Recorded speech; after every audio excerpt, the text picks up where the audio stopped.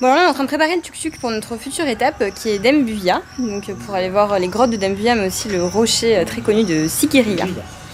Et on a une nouvelle configuration, en fait on a rajouté une petite bâche en haut parce qu'on s'est pris la flotte sur un trajet et que du coup les sacs n'étaient pas méga protégés dans les housses qui ne sont pas imperméables, donc on a mis une petite bâche en plastique et ça permet que nos sacs ne prennent pas la flotte si jamais on a une petite averse inopinée. Donc là les garçons sont en train de préparer le tuk-tuk et de mettre les sacs sur le toit du tuk-tuk et après on pourra partir et on a une grosse journée encore aujourd'hui de route.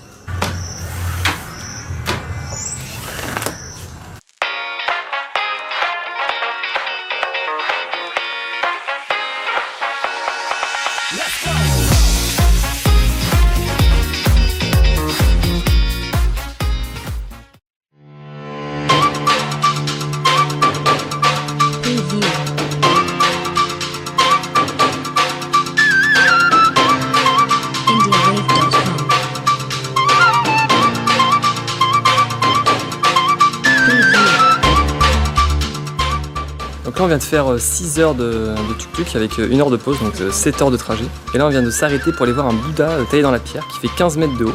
Il est très joli, mais il coûte 6 € pour le visiter. 6 €, c'est cher.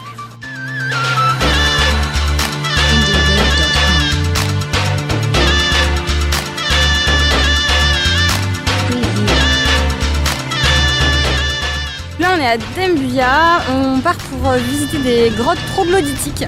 Alors les grottes troglodytiques de Dembuya, c'est des grottes qui sont très connues dans le pays, c'est un lieu très sacré où il y a pas mal de représentations de Bouddha, des statues, des peintures, de ce qu'on a compris, dont certaines datent de plus de 2000 ans. Et la particularité d'ici, c'est que la construction de ces grottes a commencé par un roi au 1er siècle avant Jésus-Christ et jusqu'au début du 20e siècle, tous les rois qui ont succédé à ce roi ont continué d'embellir les grottes, de les agrandir, etc. Et il paraît par contre que malgré le fait que ça soit assez étendu dans le temps pour l'embellissement des grottes et ses constructions, ça crée une bonne harmonie malgré le fait qu'on pourrait se dire que ça avait commencé au 1er siècle avant Jésus-Christ jusqu'au 20e siècle. Ça pourrait faire un peu peur, donner un truc un peu bizarre, mais finalement il paraît que c'est très joli et que ça crée une très belle harmonie. Donc on va aller voir ça. Audio Jungle.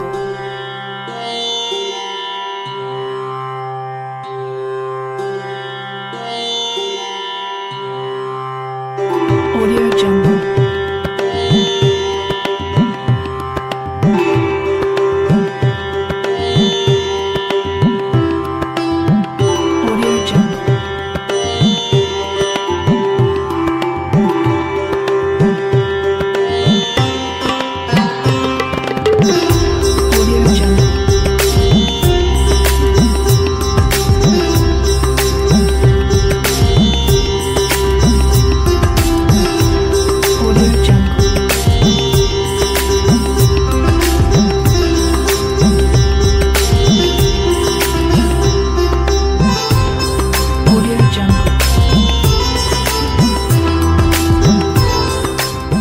Alors ce site est vraiment incroyable, en effet c'est hyper harmonieux, on a du mal à s'imaginer qu'il y a des fresques, des fresques, des peintures et des Bouddhas qui datent avant Jésus-Christ et d'autres qui datent il y a quelques siècles, c'est assez hallucinant et très très harmonieux. Alors on pourra voir qu'il y en a quand même quelques-unes qui sont en restauration.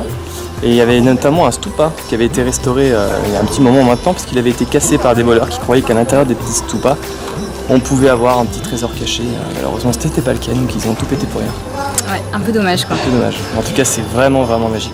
Alors on est toujours à Dambulla et Dambulla c'est un peu le centre un peu commercial du Sri Lanka. En fait ici il y a un gros marché de gros, mais vraiment il paraît énorme. Donc on va aller faire un tour pour voir à quoi ça ressemble.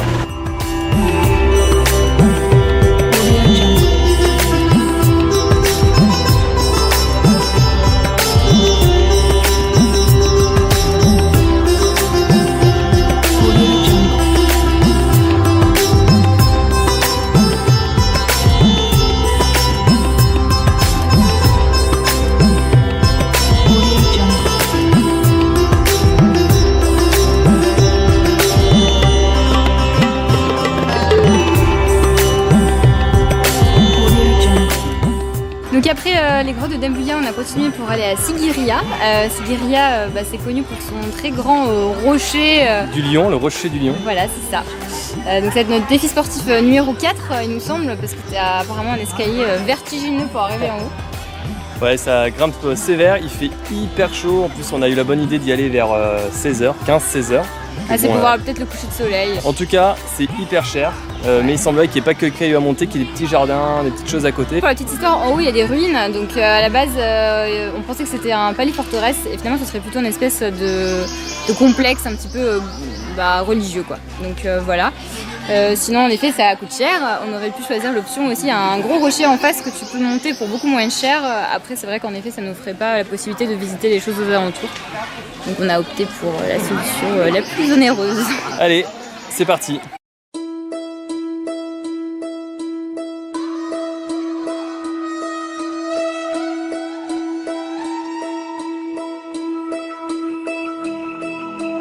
Tannane tannana, tannane tannana, tannane tannana, tannana.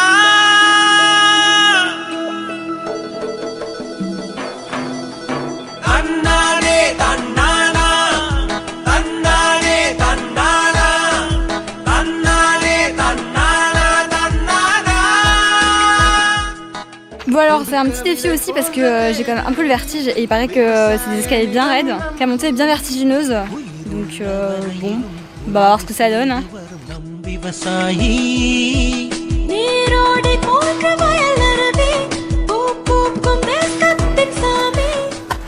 Ralenti chat, les 5 premières minutes. Bah, ça monte déjà bien. Hein. Il fait encore hyper chaud malgré le fait qu'il soit 4 heures. Et on n'est pas près d'arriver en haut.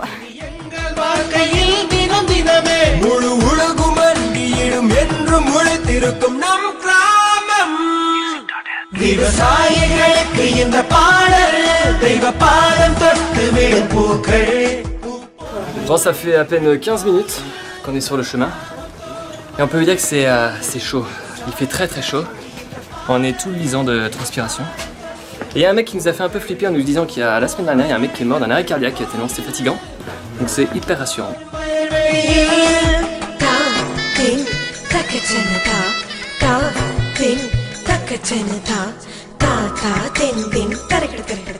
Jean-Charles est un mec qui fait souvent des blagues, hein. Mais là pour le coup il ne fait pas le con, il a vraiment très peur.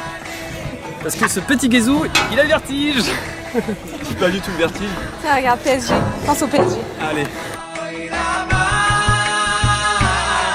புது கவிதை போல தேனருவி விவசாய நிலம் நம் பூமி உயிருள்ள வரையனிலும் உழவு செய்த வரும் நம் விவசாயி Avancez, ils vont rien faire si vous avancez. Non, ils viennent voir la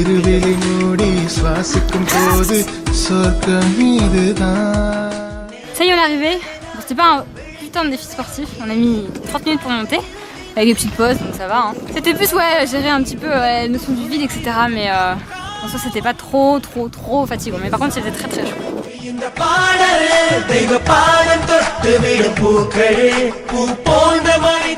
Alors une fois qu'on est arrivé tout en haut du rocher de Sigiriya, eh ben, on arrive sur des ruines donc d'un ancien monastère hein, normalement. Et c'est quand même assez improbable et assez incroyable de tomber sur un lieu comme ça après la grimpette. புது கவிதை போல தேனருவி விவசாய நிலம் நம் பூமி உயிருள்ள வரையனிலும் உழவு செய்த வரும் நம் விவசாயி நீரோடை போன்ற வயலருவி பூ பூக்கும் தேசத்தின் சாமி இருவிழி மூடி சுவாசிக்கும் போது சொர்க்கம் இதுதான் நெல் விளைவதனால் பொன் விளைந்திடுமே இனி எங்கள் வாழ்க்கையில் தினம் தினமே முழு உலகம் மண்டியிடும் என்றும் உழைத்திருக்கும் நாம்